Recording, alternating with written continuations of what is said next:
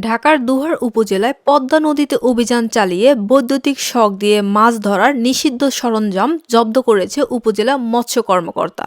শুক্রবার সকাল থেকে বিকেল পর্যন্ত পদ্মা নদীতে অভিযান পরিচালনা করা হয়।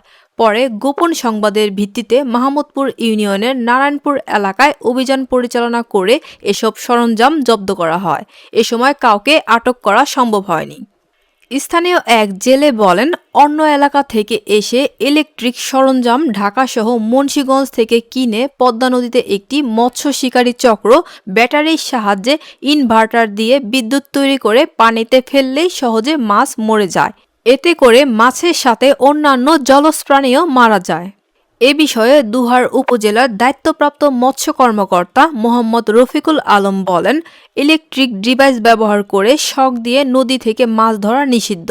যারা এই ধরনের প্রযুক্তির অপব্যবহার করে প্রাকৃতিক সম্পদ ধ্বংস করছে তাদের বিরুদ্ধে কঠোর আইনগত ব্যবস্থা নিতে অভিযান অব্যাহত থাকবে।